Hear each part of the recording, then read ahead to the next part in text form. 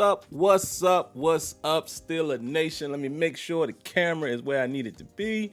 Give me a second. All right, I think we're good. What's up, folks? Welcome to the latest episode of Terrible Towel Tuesday. I am your host, SimFBallCritic, live from virtual Hinesville, aka the Steel Basement. How's everybody doing? Oh, we got a lot to talk about here tonight. And I'm probably going to miss some things, but I'm going to try to stay high level because I want to zip through the content and give you guys the opportunity to call in if you want to do that. And if not, then hey, we'll spend some time in the chat. But man, a lot to talk about, and I will make this announcement right now, and I will make an announcement later on. Definitely going to do another steel table discussion. I think that's going to happen next week because by that time, the Steelers will more than likely have visited and have gone to all of the pro days that we expect them to be at, and they've been at a lot already. So next week will be a great time for us to kind of dive in, and I think we gotta kind of redirect the way we watch film, and I will explain that here in just a moment based off of some of the moves that have transpired. Well, definitely, we're gonna do a steel table discussion next week, and also let me say this. Well, actually, let me give my shout outs early first, and then I'll mention this next thing as well, because some of the ladies are probably already in the chat, and it includes them. So before we get started, let's jump in really quick, man. And we always, look at the first commenters and say hello. And I want to say thank you to all of you guys who were here early. Apologize for being late again, man. I put it in the chat. Hopefully you guys saw it. The internet decided to go down. Isn't that something? Xfinity, or AKA Comcast, decides to interrupt my services as they know I'm about to do the Terrible Towel Tuesday. Shame on them. Shame on them to cut our legs from under us just like that. But we're back, and hopefully it sustains itself throughout the duration of this show. So let's get into it, man. First and foremost, let's say what's up to Brent Fox, Steeler Nation 412, Sean McGuire. Hello, Miss Lanisha. How you doing this evening? Rajan 39. A few late nights. Good brother Kenyon in the building. Who else we got in here? Big Dro. Edward James Gardner. Garion Williamson. Who else? Good brother Relfax in the building. Hello, Miss Debbie. How you doing this evening? Hope you are well. Slide Red. Y'all, I've been calling him Slid Red. Slide Red is probably the way you pronounce that. Vista Light. Sippy Boy 302. Toby Yoder. Who else? Am I missing anybody really quick? Hello, Miss Destiny. How you doing this evening? And yes, Destiny, let me apologize to you. Well, I'll do it in just a moment. I meant to respond to your email and got sidetracked, but I'm going to respond here. Give me a second. That's one of the things I'm going to get into. But hello, how you doing this evening? And who else we got? And I guess we'll end it right there. Jordan Mid, and let's do one more. Come on. Mr. ABS. All right, let's jump into it, man. Let's get into the content. So like I said, what we definitely want to talk about here tonight is, the pro days, and I won't really go into depth with that because I haven't collected each and every pro day, but I will explain to you where I'm going with that and why that's important. We definitely want to talk about some of the moves that the Steelers have made as far as the re-signings. And then, of course, we're going to talk about the headline of the show. You see it in the thumbnail, which I captured. Compliments of Madden, doing something a little creative, guys, instead of your regular grab off the internet. I figure I'd get my own, thumbnails or what have you and just use Madden to present them. But you see the name there, Nelson. Yes, Steven Nelson, and we're going to ask that question, address that question that I have in the title. Did the Steelers let their best cornerback go? We'll talk about that. But all right, the quick announcement, I wanted to say this as well to the ladies in the chat and Lanisha. I think Lanisha will need you to be one of the last ones, to buy into the situation. Let me explain to you guys what I'm talking about. What I would love to put together, and is as soon as you ladies are ready to do it, I would like to have an all-ladies panel where I kind of step out of the way. I might ask a few questions, maybe a few questions from the chat, but we will let you all have that time. Basically, what my plan would be, get you all on as a panel. You can show your face if you want. I won't make anybody do that. As long as people can hear you, great. Because, not everybody is, I don't even want to say comfortable. Some people just don't want to do the camera thing, So that's not going to be a requirement. We just want to hear your lovely voices, and we want to hear the ladies of Steeler Nation. So that's what I plan to do. I would like to have at least 3 of you, which brings me to my next point. Debbie has reached out, and Destiny reached out to me this past week. I do apologize, Destiny. I didn't write back to you. Coincidentally, I wrote to Debbie telling her that you responded, but I forgot to respond back to you.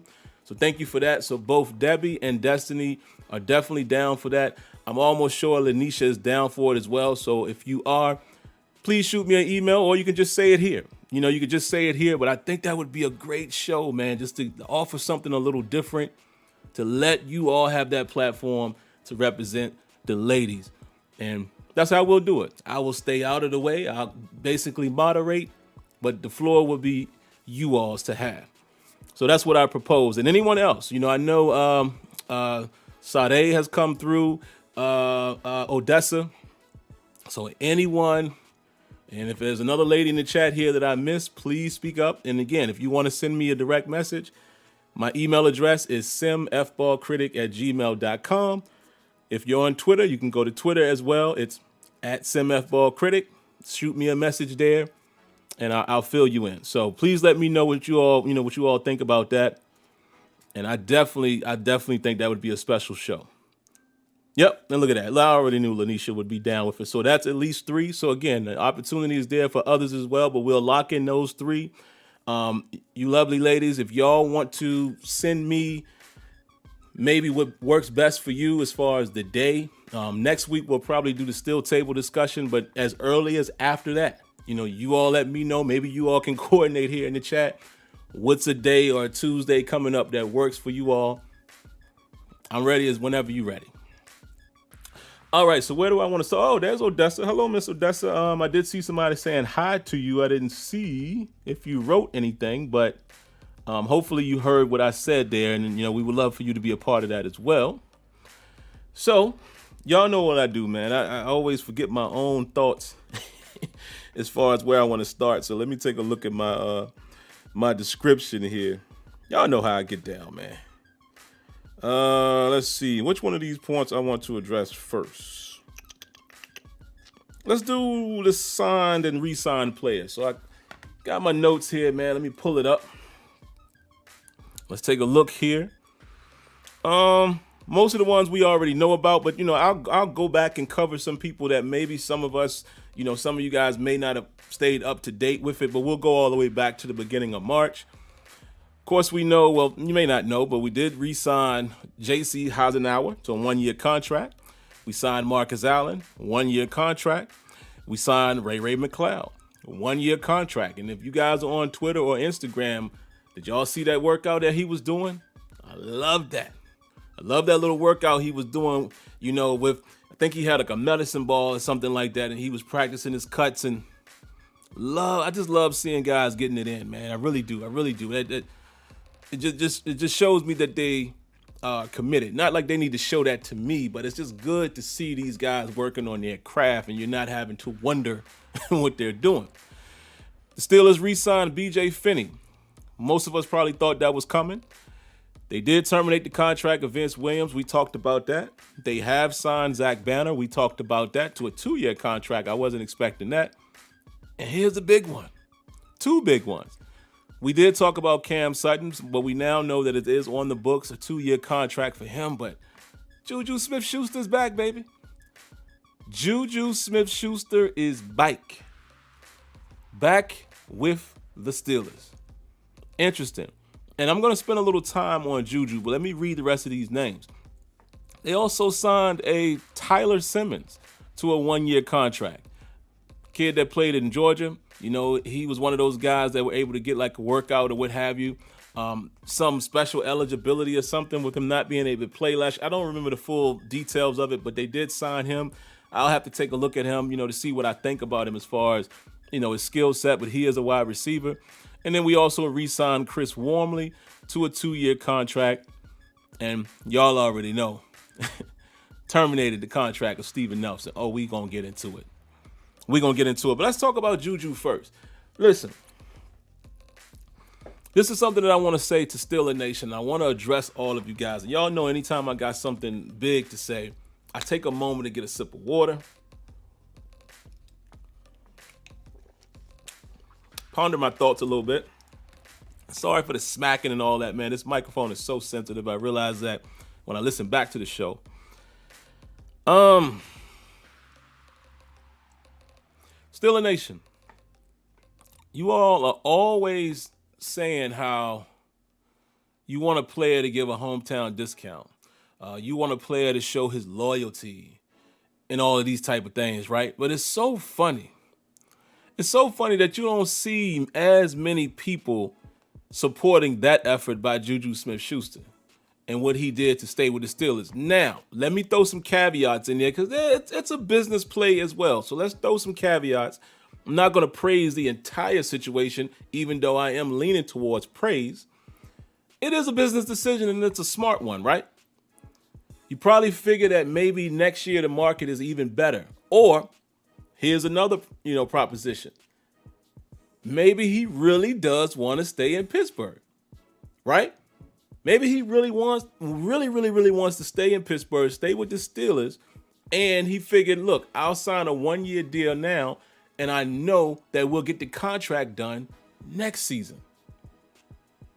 I look at it more like that because Juju, to me, has been nothing but, to me, nothing short of spectacular as far as his personality off the field. And really quick, let me interrupt myself, man. Shout outs to Mariana Pampa.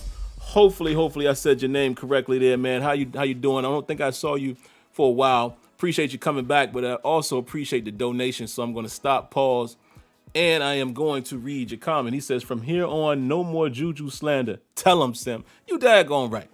Thank you for that, Mariano. I'm getting in my bag right now. I don't want to hear it. This dude has been nothing short of spectacular off the field as far as a people person since he's been in Pittsburgh, in the community. Him and his mom and his organization, they paying off people's layaways. All of the stuff that he does on YouTube where he's just out and about in Pittsburgh. Comes out early and says, I would really love to stay in Pittsburgh. I would really love to stay, keep my career there, end my legacy there, retire there, et cetera, et cetera. And this dude does the noble thing. He takes a pay cut because we find out that he had offers with Kansas City. Let's stop right there before we even talk about Baltimore. Kansas City. With my man Pat Mahomes. What? With Patty Cake throwing you the football. No disrespect by me saying that, Pat Mahomes. Patty Cake is a little feminine term. No disrespect there. But with my man Patty, what?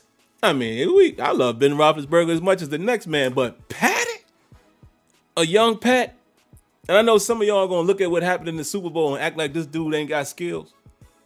You had a chance to go play with that guy in the team that has been to the Super Bowl back to back, 1-1. However, how many touches would he get in Kansas City? Who knows? But you know what I'm saying? Kansas City. You like, nah, I'm good. Then you have an opportunity to go play with Baltimore. Up and coming squad. And we got to say that. Baltimore, to me, has a little more promise than I would think the Steelers had. Honestly. Now, I'm not dissecting the rosters man for man, but it seems like they would be more on the come up than the Steelers would be.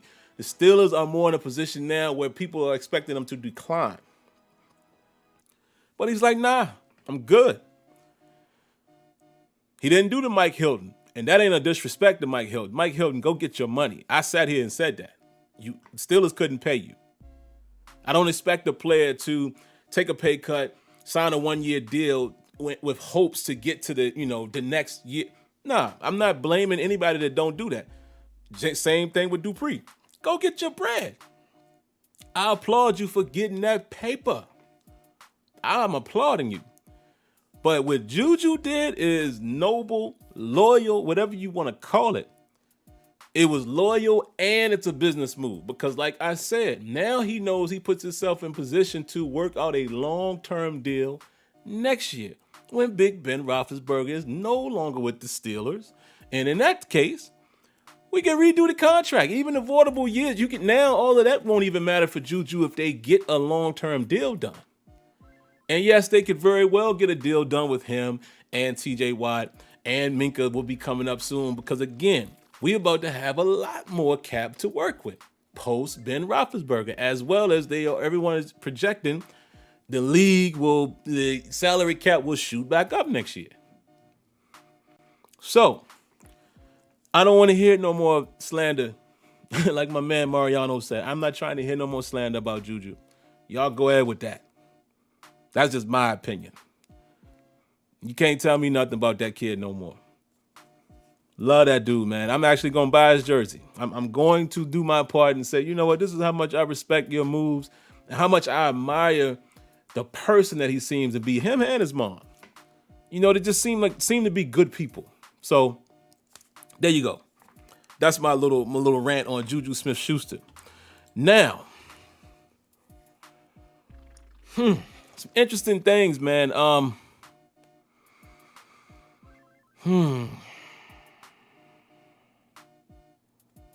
That cornerback position. The Cam Sutton situation just took a real sharp turn. A real sharp turn. And you guys see it in the title. I might as well dive right into it. The Steelers parted ways with Steven Nelson. Now, we all know that they have to do some things to get back into compliance and build some more cap space because they still have some more moves they need to make. Right? As well as, you know, some people were kind of feeling like, okay, they chose Juju over Steven Nelson, and that could be the case. I don't know. I mean, by cutting him, they virtually save, I think $8 million. They get $8 million or so back in cap. Interesting. What's also interesting is arguably, could you have cut Joe Hayden? You know, could you have done that? Which was the smarter of the two? Would you keep the younger guy? Or are the Steelers looking at it like we need more veteran leadership? I don't know. Because you already lost dudes like Vince Williams. You already lost guys like Marquise Pouncey. I mean, these dudes are key, leadership, locker room type of guys. Joe Hayden is definitely that. So did that come into play? But if you're asking me from a talent perspective, and just age and attrition, I'm probably going to keep Steven Nelson, but we don't know all of the story. Stories coming out saying, apparently he put out his tweet saying, don't hold me back, but now it's another report saying he didn't ask to be traded. None of us will probably never know the real logistics there, but I really would like to know the details behind that move. I really would. Was he our best cornerback?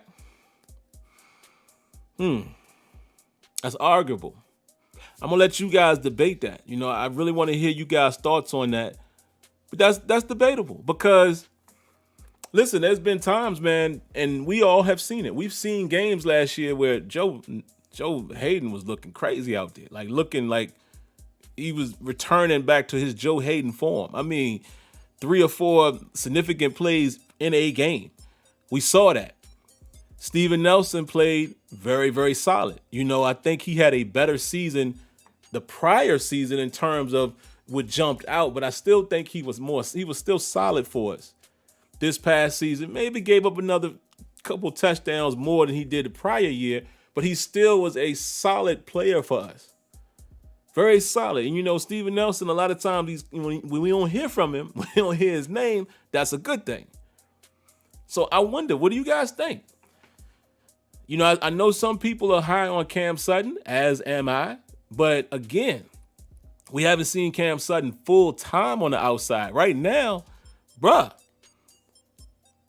cornerback position is super thin, razor thin right now. And I know that they say the coaching staff is high on James Pierre. And for the limited time that we saw him play, he looked okay. He looks like there's something there. Wasn't enough, though. Let's be honest. It wasn't enough for us to really see. I think what I'm actually going to do, because I never did do this, I'm going to go back and watch his college film. I want to learn a little more about his capabilities, because there's not a whole lot. One thing that did stand out to me, excellent special teams player. Excellent special teams player for us. And, there's a couple clips out there where he has some nice pass breakups, particularly the one against Cleveland. That was nice. Great technique and everything. Played the ball, got in phase, boom, knocks the ball. It was a beautiful PBU. There's another couple plays they show, and then there's one I remember from Jacksonville where, he read the quick bubble screen, comes up and makes a secure tackle. But then again, looking at his special teams play, the dude was making a lot of plays out there. And they, the word is they're high on him. So I'm interested in seeing what this dude might be. Because right now, you're talking about Hayden, Sutton, and Pierre. Those are your top corners. Now, Kenyon would love this. There's still guys like Steven Denmark that's out there. And we'll see what he's going to be. He was like one of those pet projects that we had. Big kid, you look at guys like that and be like, man, if they could turn out to be like a Brandon Browner, one of those type of dudes, man. And let's get to the pro day stuff. Now, again, man, I don't have all the details, but just, kind of poking my head around Steelers Depot. And they do a great job with, kind of keeping us up to date on that. They've been everywhere. Missouri's pro day, and they claim that, Jerry O met with old boy's mother. The linebacker from there, why is this kid's name? Nick Bolton. His name was slipping my mind there. They're meeting with quite a few people. They were at FSU. They went to Alabama. A lot of people. And what I think I'm going to do, man, and Kenyon would probably laugh at this because I already told him this. Look, I'm going to tell y'all now, and Kenyon will probably tell us some more next week on the show, on Still Table. Kenyon is the resident scout. Kenyon has a way of, he identifies players really, really, really early. I can scout players too, but that's not necessarily my forte in terms of when I do it. I usually wait a little later, right? And the reason why, and I tried to do it a little earlier this year, and I'm glad I did. I'm glad I did look at some of the people that I've already watched early. But the way I watch film, it seems like it's best for me to wait until around this time when the pro days have happened, and then you start really, dissecting, okay, where would they go in the first round? Now free agency has happened, or it's still happening, but all of the major moves. And that's usually when I can try to hone in, and I'm always looking for the first to second round guys first.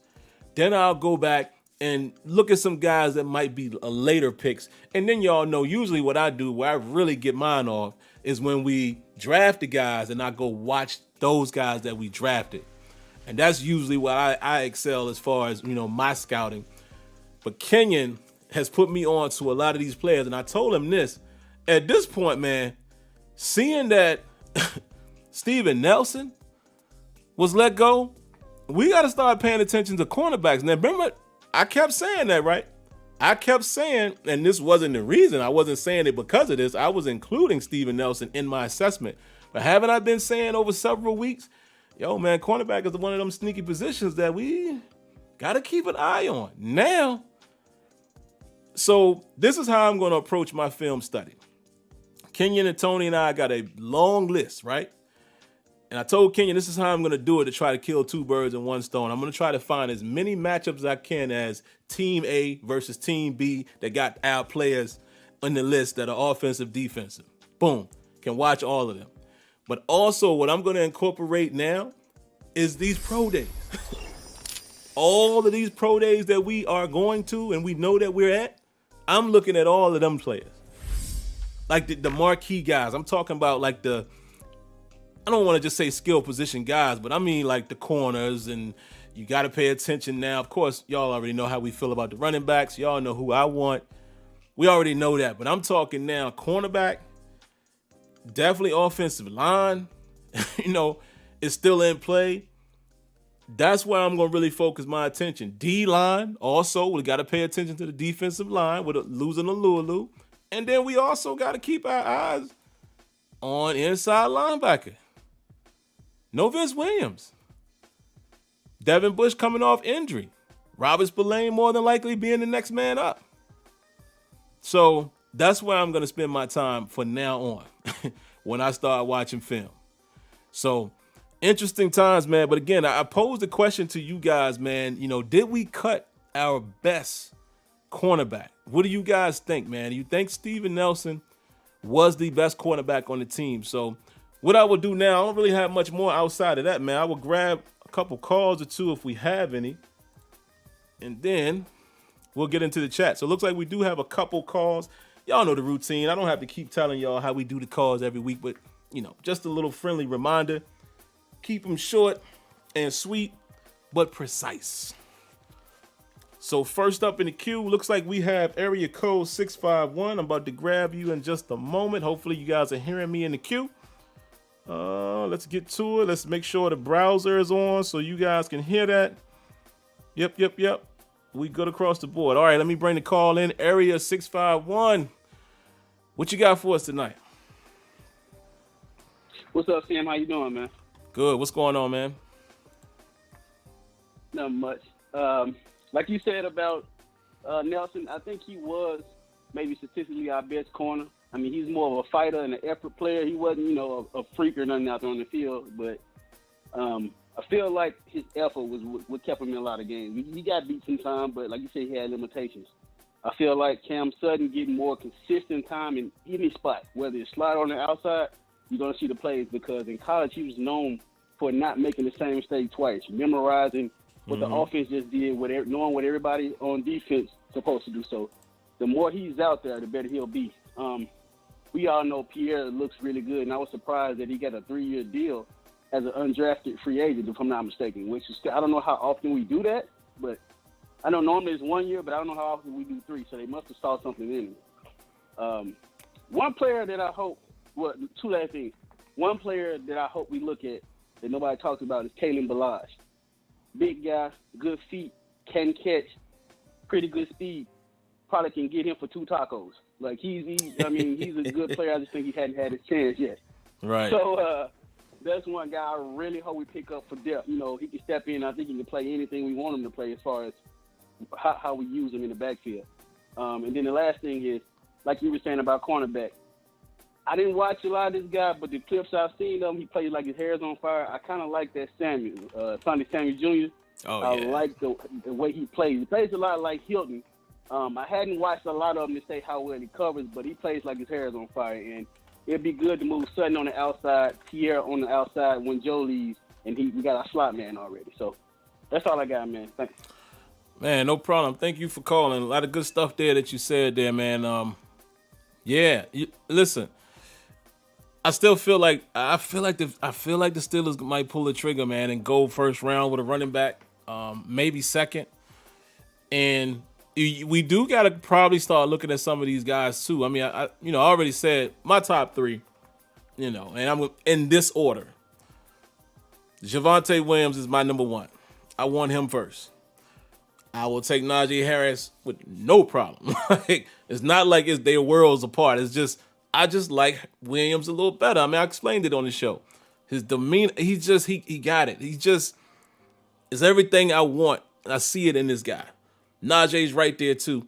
And then, third, even though I said I think we can get the gameplay style out of McFarland, shout outs to Alex Kazua, man. They read my question on their podcast, live on air. And Alex made a good point. Sometimes it's not always about style. It's about talent.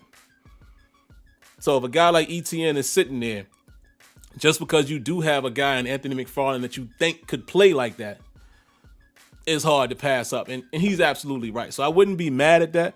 It's just my preference would be the Javonte Williams, Najee Harris type of guy. And then in the later rounds, Trey Sermon, I think, is a dude that's really, really made me pay attention to him.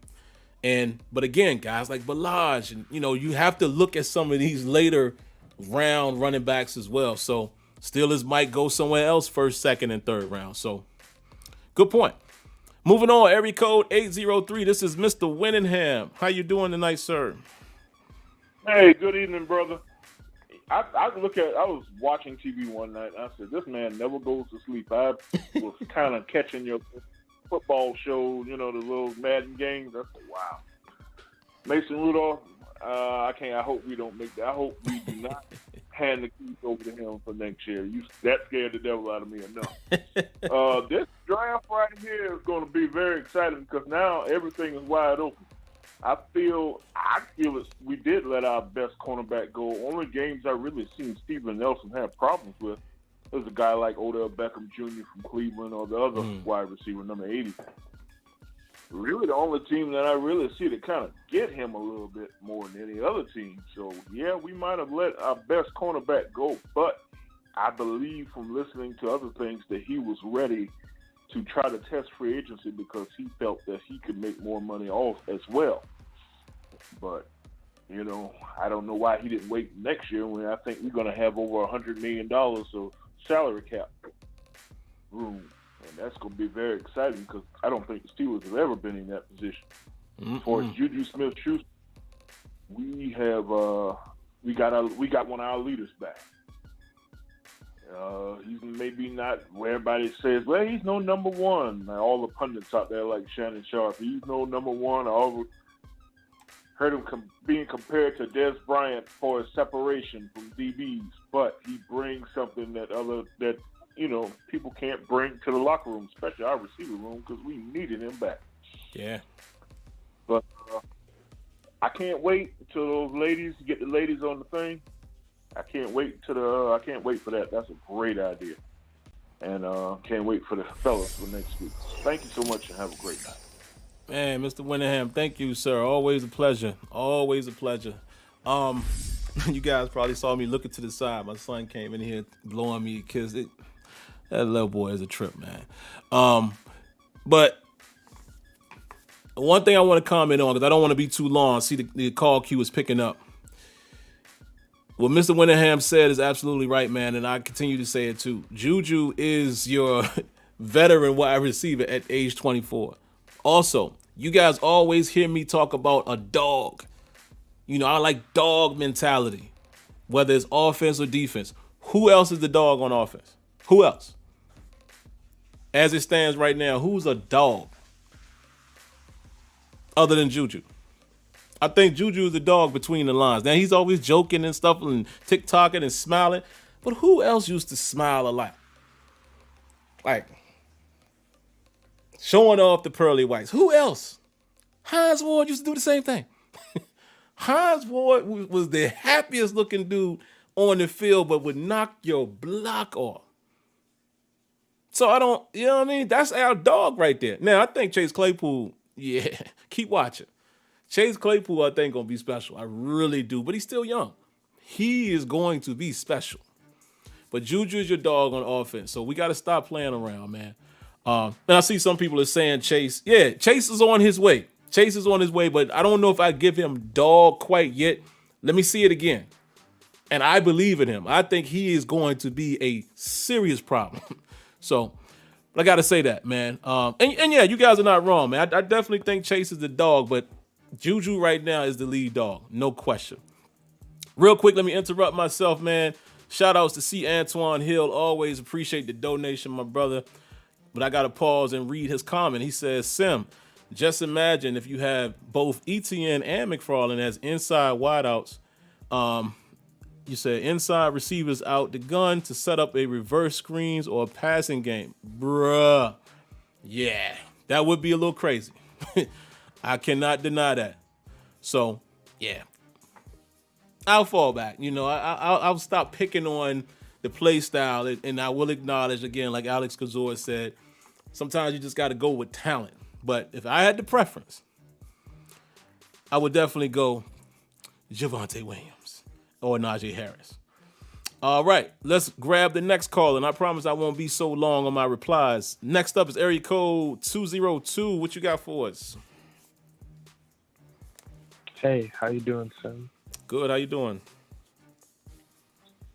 Good. So, just wanted to give my thoughts on the Steven Nelson release.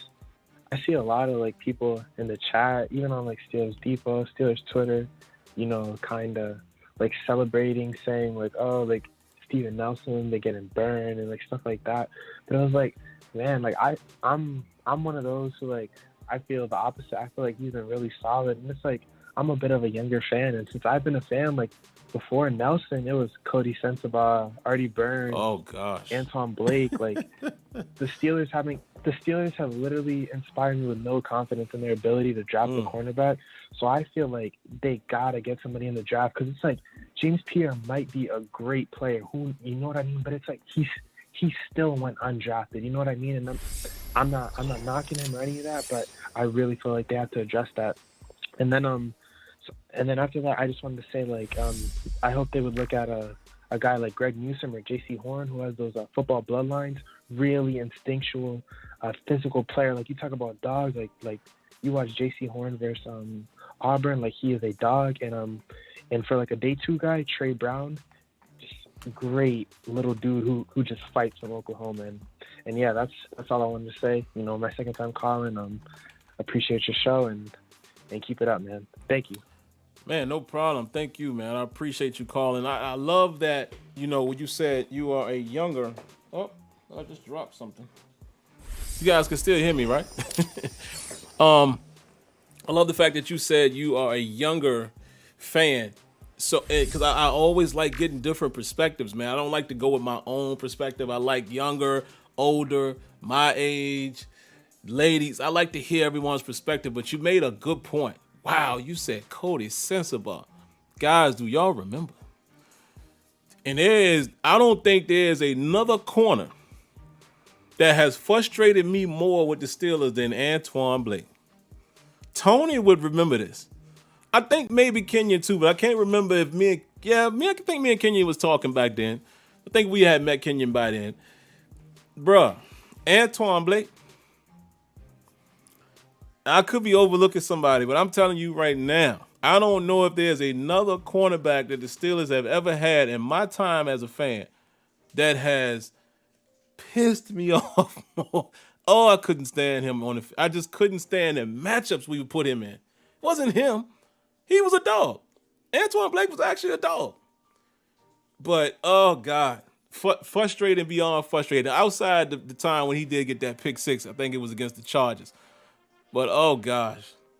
So, my man, thank you for reminding me of those bad times. You are absolutely right. Wow. Cody Sensabaugh. Antoine Blake. Eesh. Oh, Lord. Almost had a heart attack. All right, let me interrupt myself again, man. We got a couple donations, man.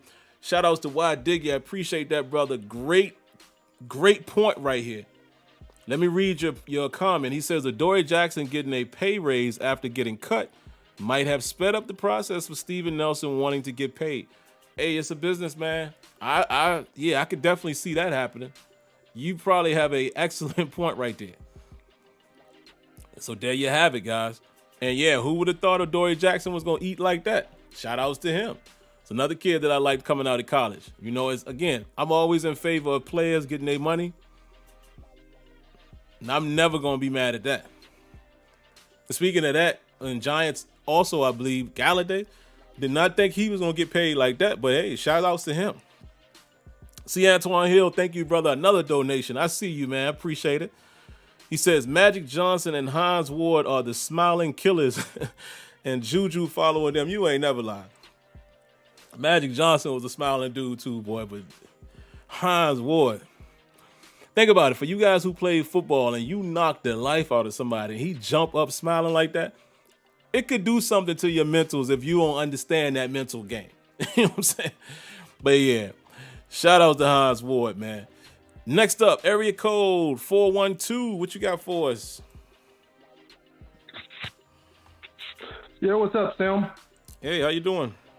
About I'm doing all right, man. Hey, man, I got a question, yo. Like, now, I understand people want to address the running back position, and that's understandable because knowing how we don't hardly have anybody, and Travis and 18 of them is going to be on the board and stuff like that. But knowing how we just cut Steven Nelson, I was kind of thinking of Patrick Surtain. Like, I don't know who you think. I don't know if you know who that is. Oh yeah, I know. But at the end of the day, he's going to be a franchise player for sure.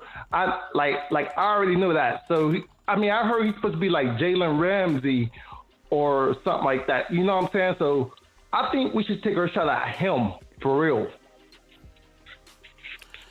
Man, appreciate the call. I'm definitely gonna respond to that here.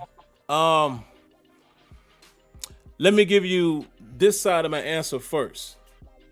I know where you're coming from, and I don't disagree from this regard. I think Surtain is going to be a monster. Phenomenal. Obviously, we have in my opinion, a tremendous hole right now at cornerback as far as a stud. Listen, Joe Hayden can be whatever he's going to be, but he's on his way out, man. The guy's plus 30. He's a corner. We already saw it last year. He don't have the same amount of wheels. He plays with smarts now, much like Richard Sherman has done for the last couple years. However, here's the flip side. I'm not disagreeing with you. And I see you're a 412 area code, so, I always love the 412 people who call because that's either saying they're in Pittsburgh or very close to it. So I know you guys are passionate. Here's the flip side. Most of us in the chat will say this. Steelers have not done a great job drafting cornerbacks. That's the only thing that scares me. Now, however, sometimes the number one corner or the top 2, top 3 corner turns out to be that. Jalen Ramsey. I mean, come on. It doesn't mean that you couldn't draft a corner and he would be a monster. It just seems like the Steelers miss. But Patrick Surtain looks like a guy that's not a miss. You draft him. But here's the other flip side. What is it going to take to get there? I think we asking for a Devin Bush situation where the Steelers are moving up. I don't know if they're doing that. Are they valuing the cornerback position as a big enough need and big enough hole to move up? Got to pay attention to the amount of corners that it seems like or at least at some of these pro days that they've been, they probably looking to grab a guy a little later. So that's my only hesitation to that. I don't know if the Steelers would do that. Not saying I don't agree. Just not sure the Steelers would do that this go around. But, hey, man, you ain't going to hear me complain. Y'all know I like to do my draft shows. You won't hear me complain. Draft night, I would be in here campaigning and dancing and everything, saying, yeah, we got that boy. So, good call, man. Appreciate it. Next up, we got about 2 more calls. Area code 313. What you got for us? Hey, what's going on, Slim?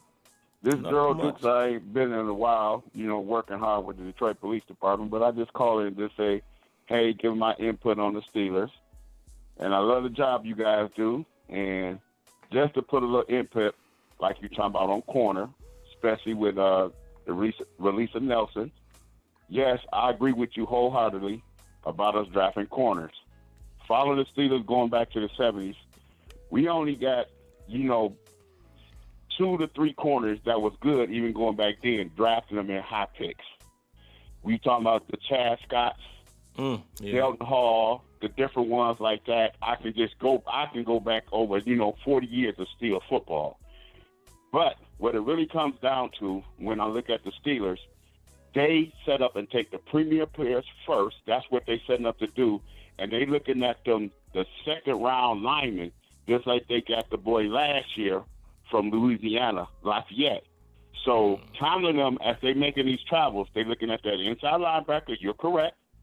They're going to look at probably a corner like in the middle round because we got those 2 picks, I think, Taz, it's the 4th round. Mm-hmm. And then from there, you got filling spots. And just give me your take on Scary Terry from Florida State because I know you're an FSU guy.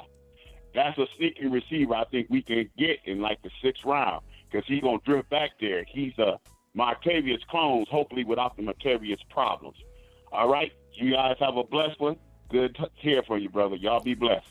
Man, thank you, man. Appreciate you calling in, and thank you for your service, man. I heard you say that you are repping the police department. So again, I always say this. I know people who are police. I've had family members who were. They're not all bad, folks. Now, let's separate people for who they are. They're bad apples, and then there's good guys. So shout outs to you, man. Yeah, keep your eye on that boy. I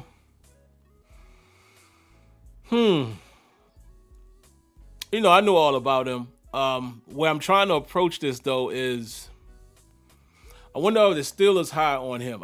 There's other receivers that I feel like we're kind of hearing more attention being paid to.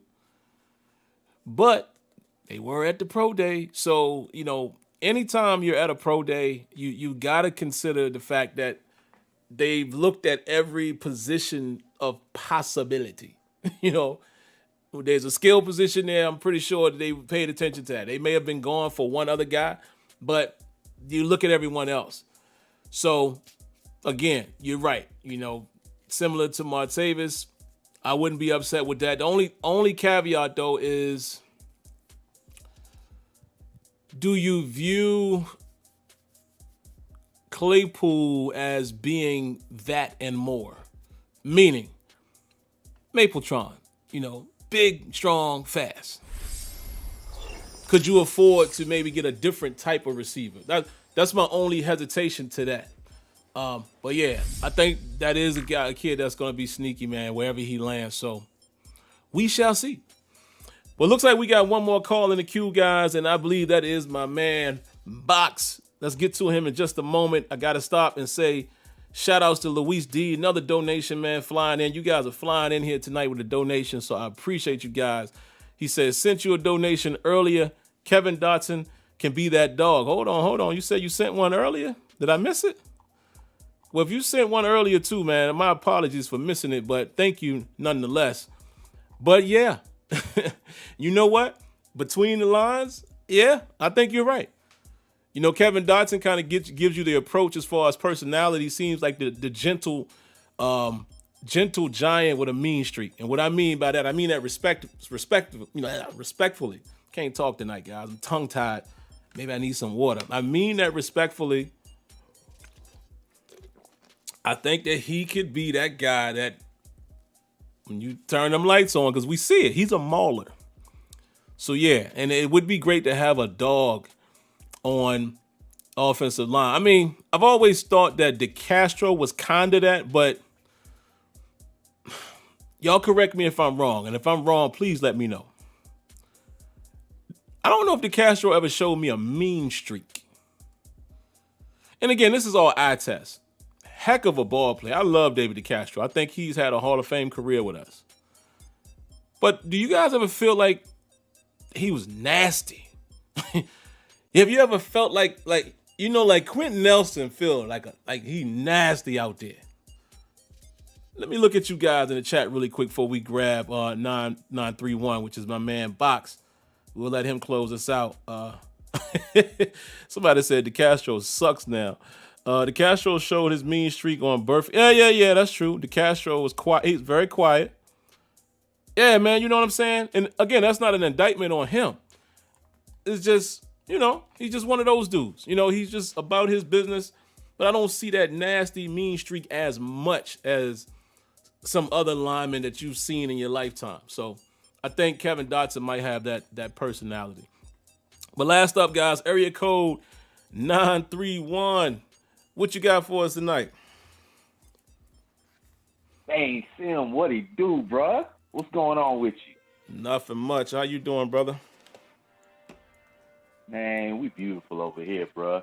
But, hey, yeah, man, I'm going to have to call Sim the lightning thief, bruh, because you kind of stole my thunder, bruh, just a little bit. I was getting ready to call in and say exactly what you just said about the Steelers abysmal.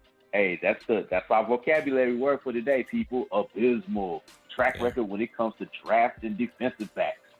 Man, you know what? You look back in past days, Steelers drafting cornerbacks especially, man. But who's the last cornerback that's really been just home run, from the draft. And I'm talking about like since post Rod Woodson. The best we could get excited about was Ike Taylor. Yeah. There was Brian McFadden.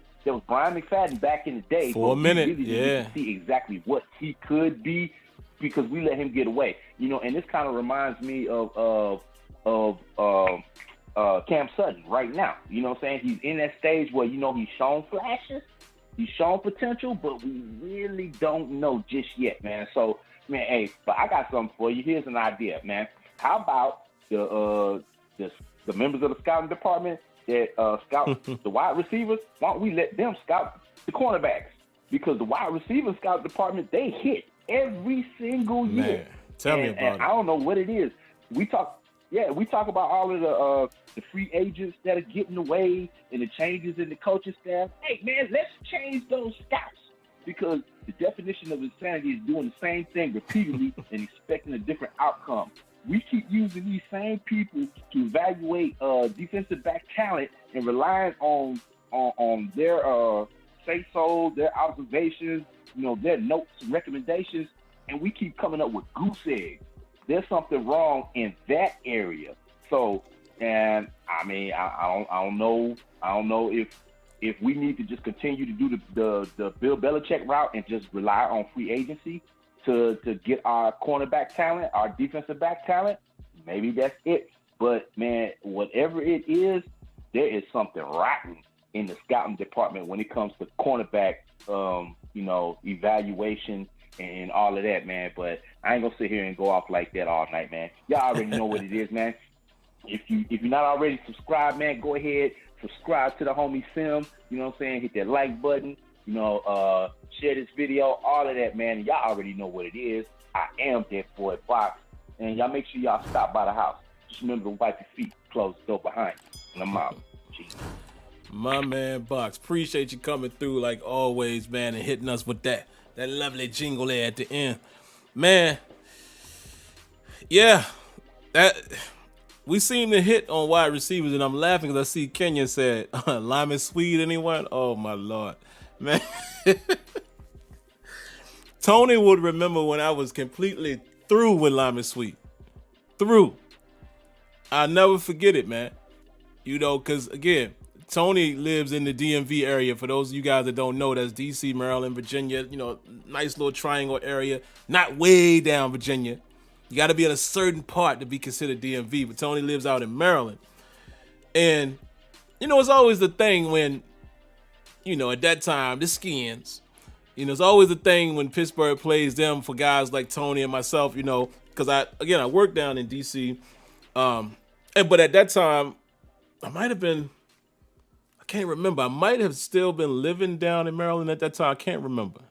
It's been so long ago. But anyway, it was a game. It might have been a Monday night. All I know, it was a night game, and Byron Leftwich was playing for us at quarterback. And it was a thing because Byron Leftwich is from D.C. So it was a thing for him to come back, come home and show off at home.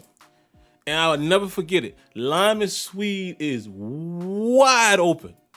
I mean, butt naked, wide open in the end zone. And the ball hits him in like this. I don't know why I got this Clorox wipe right here, but that's how soft the ball looks like it hit him in his hand. I said, that's it. Tony, that is it. I am through with that. Like Tony would say, he is a hot bum. And y'all know I don't call professional athletes bums, but at that moment, hot bum. Don't even, Kenyon, why did you do that, man? Why did you? Did y'all remember that game? I mean, I'm thinking my man Leftwich gonna get a money touchdown. Oh boy. But anyway, let's get back, man. We finished at great time here, man. 54 minutes. So this is exactly where I want the show to be. I want it to be no more than an hour because I want to try to be considerate for those who watch the show on replay. But, when we do special shows like Steel Table, when the ladies of the Steeler Nation come on, it's going to be open time, open floor. But anyway, Let's read a few comments, man, and we'll wrap up here in about 4 or 5 minutes. Let's see what y'all got in the chat, man. Whatever y'all want to throw out. Charlie Brown says, also the corner from the Saints have, the Steelers were going to draft him, and the Saints jumped up and drafted him. Who was that? I don't remember. Which corner are you talking about? You're not talking about Lattimore, are you? Robert Long says, with the 24th pick in the 2021 NFL Draft, the Pittsburgh Steelers select Nick Bolton, inside linebacker, Mizzou. Keep your eyes out. Jerry O was meeting with his mother. Keep your eyes out. Keep your eyes out. You never know. You never know. Again, here's the thing. Here's the caveat, folks. The Steelers might feel like, when my man earlier said, don't forget about guys like Balaj, the Steelers might very well think they could get running back later, which puts everything in play in the first round. It's funny. It seems like we kind of always at this point, right, before the draft, but it's the truth. Anybody is in play because they probably feel like they can get the offensive lineman they want, or a serviceable one later on, a center later on. Landon Dickerson said he met with the Steelers. We know he has injury history, but that probably means he's going to fall into the next second round. See what I'm saying? And they might take a chance on a second rounder, even though he got some injury. I'm just saying, it leaves that first round pick to be wide open. Somebody said, I'd rather have Zaven. Yeah, well, yeah, come on, Zaven Collins. I mean, Minka, Micah Parsons. I'm just saying, it's a lot of people, but who will be there? Who will be available? That's another question. Lucky Lefty says Swede was great in college. Nobody believes me, but he was. Played with Vince Young. Yeah. College, he did his thing, man. Luis D says KW didn't know that about Colbert, but if he's talented enough, especially for the Steelers at his position, I say go for it. He skipped because of COVID concerns, so that would be that shouldn't be a concern. I think that's what he's saying. I think you said KW, you probably writing to Kenyon. Yeah, Kenyon says Colbert said it. Yeah, okay. Yep, Colbert did say that he probably would look more so at guys who played rather than held out, just because of, muscle memory, I guess. You want guys who are going to be in the best condition. Steeler Card says Steelers definitely not taking offensive line in the first round. Colbert said the O-line class is deep and has met all day 2 offensive line prospects. Yeah, that's what I'm saying. Sometimes the tea leaves are there. I think they do feel like the offensive line class is deep enough to where you don't have to pull the trigger in the first. Sippy Boy says, I don't think we'll take a running back in the first. Maybe not.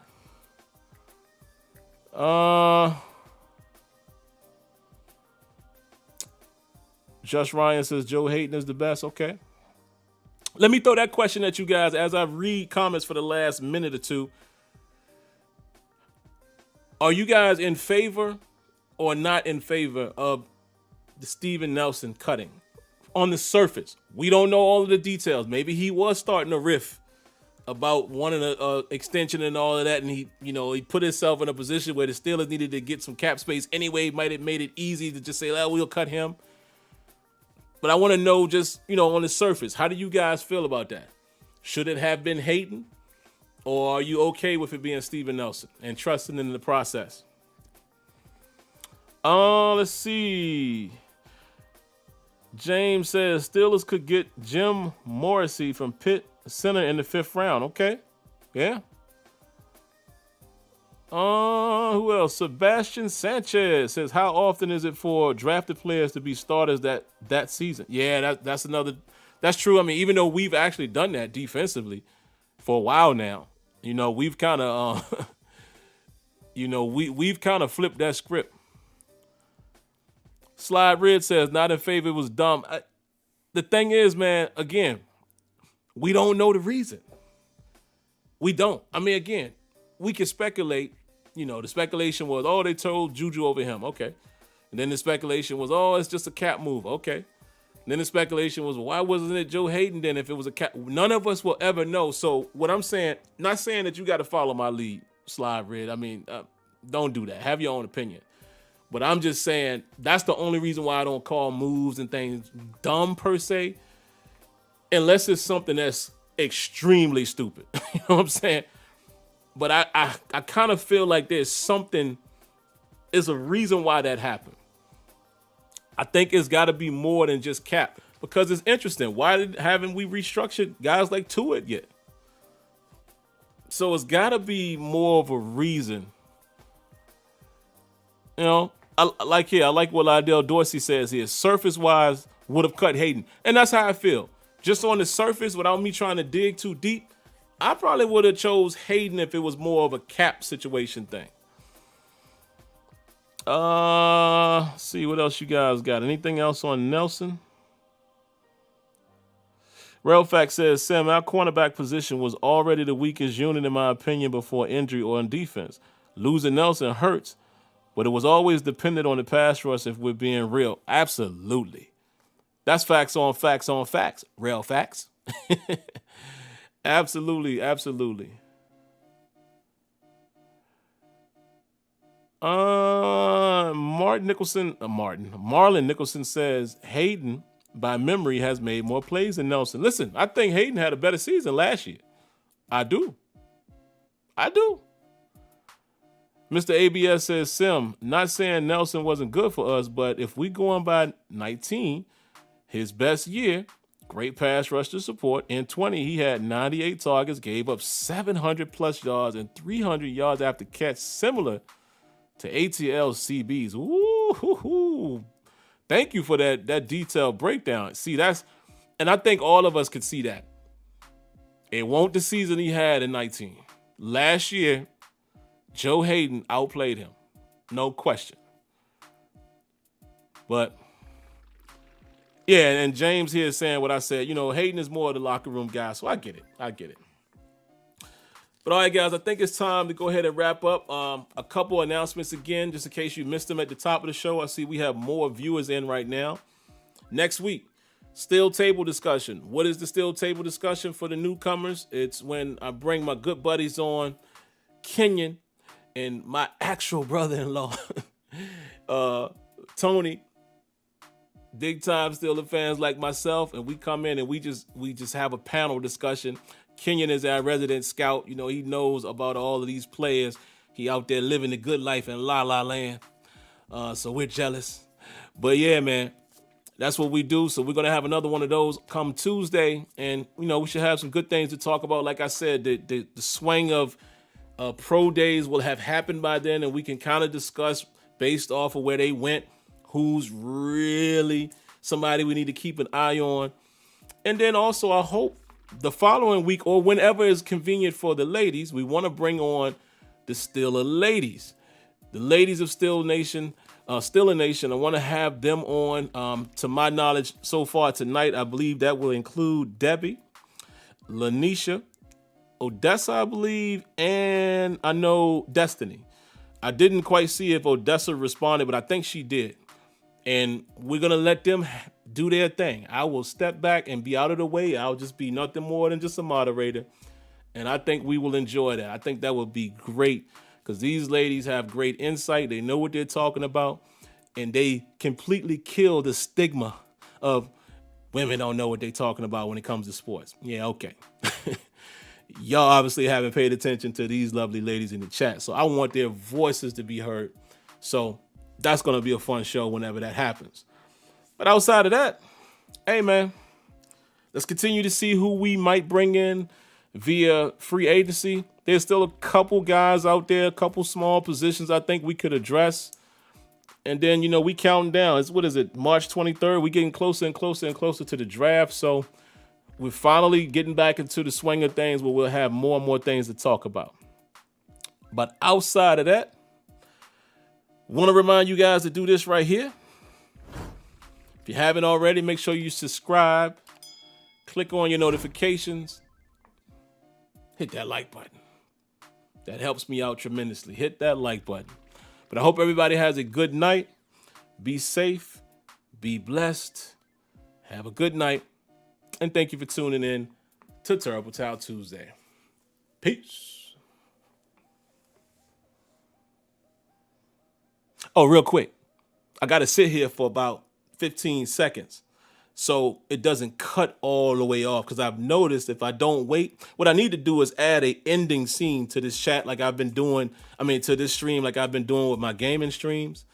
So that way it doesn't cut off. But I've noticed if I cut off too fast, there's a amount of delay and you miss the last part. So I'm going to say peace again, and y'all going to see me sit here for about 10 seconds. All right. Peace.